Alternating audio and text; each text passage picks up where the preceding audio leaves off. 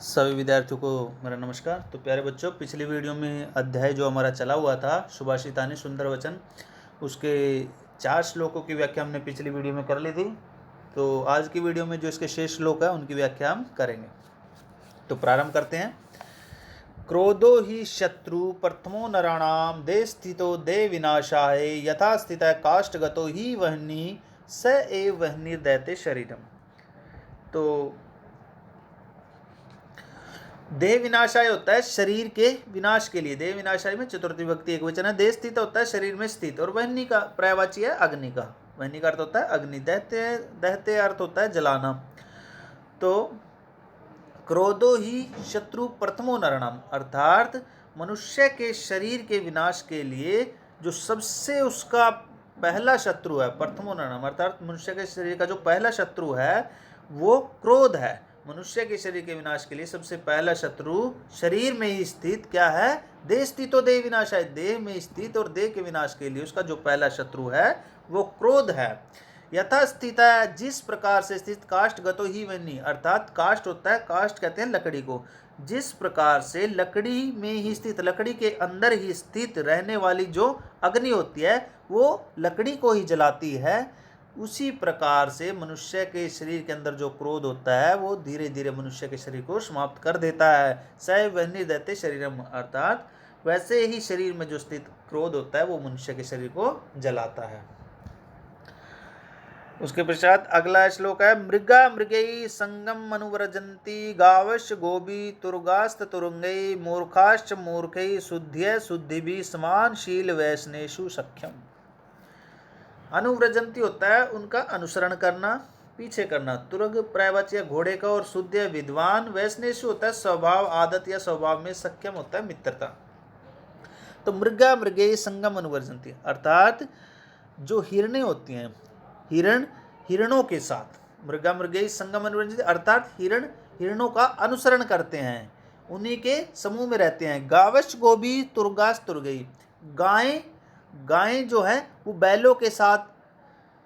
मूर्खा तुर्गास तुर्गई, और घोड़े जो होते हैं वो घोड़ों के साथ।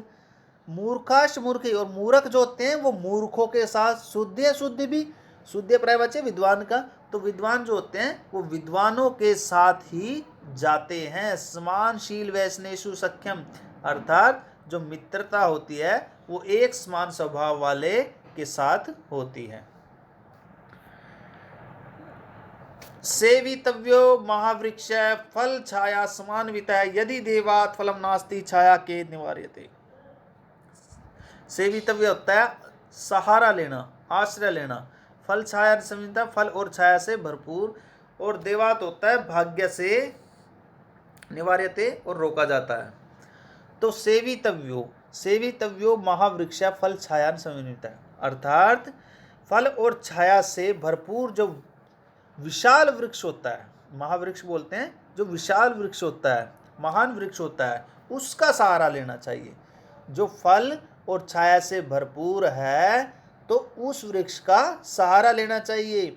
यदि देवात् फलम नास्ति छाया के निवार्यते, यदि भाग्य से उस पर फल नहीं है तो वृक्ष की छाया जो है वो किसके द्वारा रोकी जा सकती है, उसमें कैसा अवरोध पैदा किया जा सकता है।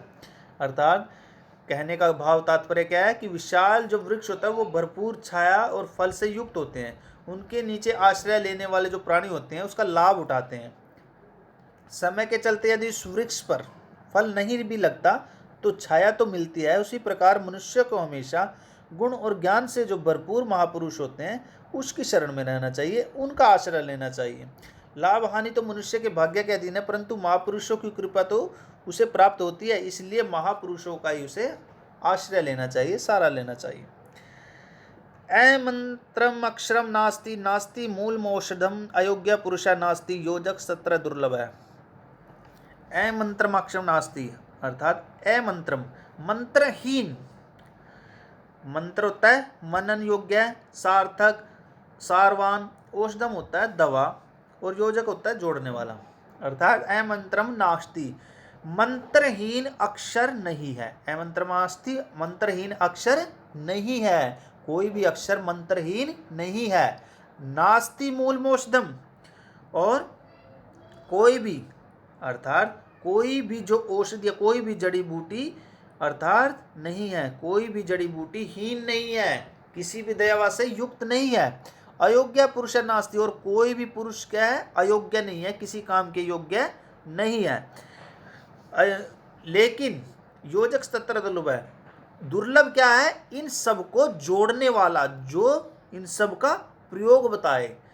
पहले में बताया मंत्रम अक्षर नास्ति, अर्थात कोई भी अक्षर जो है वो मंत्रहीन नहीं है, ऐसा नहीं है कि वो किसी भी मंत्र में प्रयुक्त ना होता है।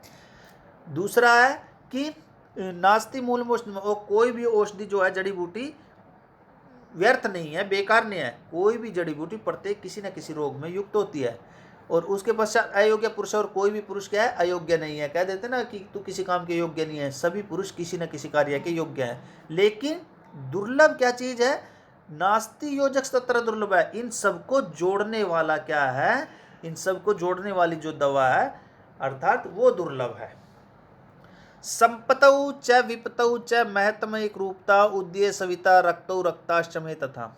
संपतौ च विपतौ महत्म एक रूपता, महतम होता है महापुरुषों की, और संपतौ संपत्ति में, विपतौ होता है विपत्ति में, मुसीबत में, सविता प्रायवाची यहाँ पर सूर्य का, और उदय उदय होना, और रक्त होता है लाल, अस्त में डूबने के समय। संपतौ च विपतौ च महत्म एक रूपता, अर्थात महापुरुषों की संपत्ति और विपत्ति में समरूपता, अर्थात जो महापुरुष होते हैं वो संपत्ति के समय भी और विपत्ति के समय भी उनका जो स्वभाव होता है वो एक समान होता है, अर्थात उनकी जो दया भाव होता है वो एक समान होता है। उदय सविता रक्तोष रक्ताश्रमे तथा, अर्थात जिस प्रकार से जो सूर्य होता है वो उदय होने के समय भी लाल होता है और अस्त होने के समय भी लाल होता है, इसी प्रकार से जो महापुरुष होते हैं वो सुख और दुख में दोनों में एक समान स्वभाव वाले होते हैं। इसी प्रकार से जो सूर्य होता है वो उदय होते समय भी लाल होता है और अस्त होते समय भी लाल होता है।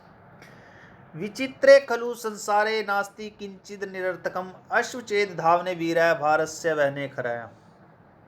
विचित्रे विचित्र, धावने दौड़ने में, और निरर्थकम बिना अर्थ वाली, वहने होता है ढोने में या वहन करने में, खरा होता है गधा। कि विचित्रे खलु संसारे नास्ति, विचित्र संसार में कुछ भी व्यर्थ नहीं है। विचित्रे खलु संसारे नास्ति किंचित निरर्थक, अर्थात इस विचित्र संसार में कुछ भी व्यर्थ नहीं है, बेकार नहीं है। अश्वचेद धावने वीर है, घोड़ा, अश्व प्रयवाची यहाँ पर घोड़े का, अश्वचेदा धावने, धावने तो दौड़ने में, वीर है मैंने वीर, और यदि घोड़ा दौड़ने में वीर है, भारस्य वहने, भारस्य में षष्ठी विभक्ति एक वचन है, भारस्य वहने खरा है, अर्थात जो गधा है वो बोझा ढोने में वीर है। ये कहने का अभिप्राय क्या है, इस संसार में प्रत्येक प्राणी किसी न किसी कार्य में निपुण होता है। जैसे यदि घोड़ा दौड़ने में कुशल होता है तो गधा जो है वो बोझा ढोने में कुशल होता है। इसी प्रकार प्रत्येक प्राणी अपने स्वभाव और रुचि के अनुसार कार्य करने में निपुण होता है। कोई भी वस्तु या कोई भी प्राणी बेकार या व्यर्थ नहीं होते।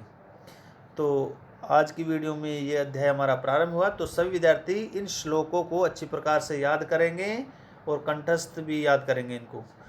धन्यवाद।